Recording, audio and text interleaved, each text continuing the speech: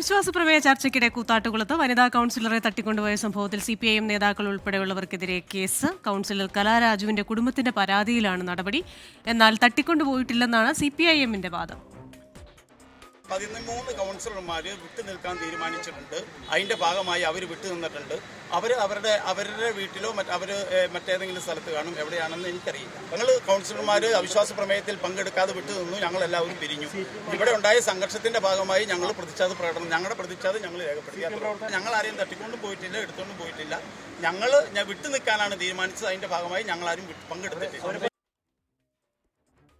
കാണാതായി മണിക്കൂറുകൾക്ക് ശേഷം ഇപ്പോൾ കൗൺസിലറെ കണ്ടെത്തി എന്ന് പറയുന്ന വാർത്ത വരുന്നുണ്ട്. CPIM നേതാക്കൾ തന്നെ കൂത്താട്ടുകുളത്തെ കുടുംബാരോഗ്യ കേന്ദ്രത്തിൽ പ്രവേശിപ്പിച്ചിട്ടുണ്ട്. സംഭവത്തിൽ വലിയ പ്രതിഷേധമാണ് UDF നടത്തിയത്. അശ്വിൻ പാലാഴിയുണ്ട് വിശദാംശങ്ങളുമായി.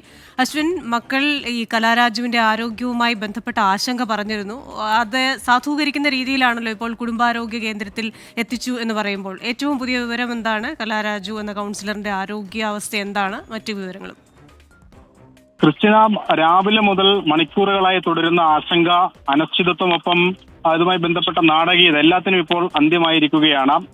അല്പസമയം മുമ്പാണ് CPIM നേതാക്കൾ തന്നെ ഈ കാണാതായ കലാരാജുവിനെ കൂത്താട്ടുകുളത്തുള്ള പ്രാഥമിക കുടുംബാരോഗ്യ കേന്ദ്രത്തിൽ പ്രവേശിപ്പിച്ചത്.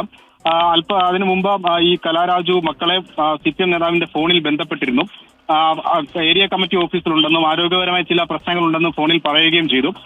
അതിന് തൊട്ടു പിന്നാലെ പോലീസ് അവിടെ എത്തിയെങ്കിലും കലാരാജുവിനെ പോലീസിന് കൈമാറാൻ നേതാക്കൾ തയ്യാറായില്ല. പിന്നീട് CPM നേതാക്കളുടെ വാഹനത്തിൽ തന്നെയാണ് ആശുപത്രിയിലേക്ക് എത്തിച്ചത്. ഇപ്പോൾ മക്കളും ആശുപത്രിയിലേക്ക് എത്തിയിട്ടുണ്ട്. ഡോക്ടർമാർ കലാരാജുവിനെ പരിശോധിച്ചുകൊണ്ടിരിക്കുകയാണ്. രാവിലെ മുതൽ ഈ വലിയ സംഘർഷം ഈ സ്ഥലത്തുണ്ടായിരുന്നു. CPM നേതാക്കൾ തന്നെ ഇവരെ തട്ടിക്കൊണ്ടുപോയി എന്നുള്ളതാണ് കോൺഗ്രസിന്റെ ആരോപണം. അവർ ചില ദൃശ്യങ്ങളും പുറത്തുവിട്ടിട്ടുണ്ട്. അതിൽ ഇവരെ വലിച്ചു വെച്ചുകൊണ്ടാണ് പോകുന്നത്. അതിന്റേതായ ചില പരിക്കുകൾ ഇവർക്കുണ്ട് എന്നാണ് മക്കൾ പറയുന്നത്. എന്തായാലും ഡോക്ടർമാർ ഇപ്പോൾ പരിശോധിച്ചുകൊണ്ടിരിക്കുകയാണ്. അതേസമയം ഈ മക്കൾ നൽകിയ ഒരു പരാതിയുണ്ട്. അമ്മയെ തട്ടിക്കൊണ്ടുപോയി എന്ന ചൂണ്ടിക്കാണിച്ചുകൊണ്ട് CPM നേതാക്കൾക്കെതിരെ നൽകിയ പരാതിയുണ്ട്. ആ പരാതിയിൽ ഇപ്പോൾ CPMന്റെ ഏരിയ സെക്രട്ടറി ഉൾപ്പെടെയുള്ളവരെ പ്രതിയാക്കി കൂത്താട്ടുകുളം പോലീസ് ഒരു കേസും രജിസ്റ്റർ ചെയ്തിട്ടുണ്ട്. നിലവിൽ പ്രതിഷേധം അയഞ്ഞ മട്ടാണ്. ഈ തട്ടിക്കൊണ്ടുപോയി അറസ്റ്റ് ചെയ്യണമെന്നാണ് ആവശ്യം. ഒപ്പം പ്രതിപക്ഷ നേതാവ് അടക്കം ഈ സംഭവം കാടത്തമാണ് എന്ന നിലപാട് പറഞ്ഞുകൊണ്ട് രംഗത്തെത്തിയിട്ടുമുണ്ട്. അശ്വിൻ പാലാഴിയാണ് വിവരങ്ങളുമായി ചേർന്നത്. നേരത്തെ എനിക്ക് തോന്നുന്നു തിരുവനന്തപുരത്തൊക്കെ ഇതുപോലെ സംഭവം ഉണ്ടായിട്ടുണ്ട്. എന്നാലും എനിക്ക് തോന്നുന്നു നമ്മുടെ പഞ്ചവടിപ്പാലം എന്ന സിനിമയിലാണോ സമാനമായ ചില രംഗങ്ങൾ കണ്ടിട്ടുണ്ട്. പെട്ടെന്ന് ഇത് കണ്ടപ്പോൾ ഞാനത് ഓർത്തു. കുരായണിക്ക് ഒരു വിഷയമായി അല്ലേ?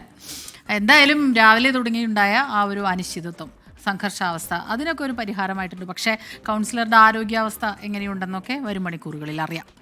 അശ്വിൻ പാലാഴി വിവരങ്ങളുമായി ചേരുകയായിരുന്നു.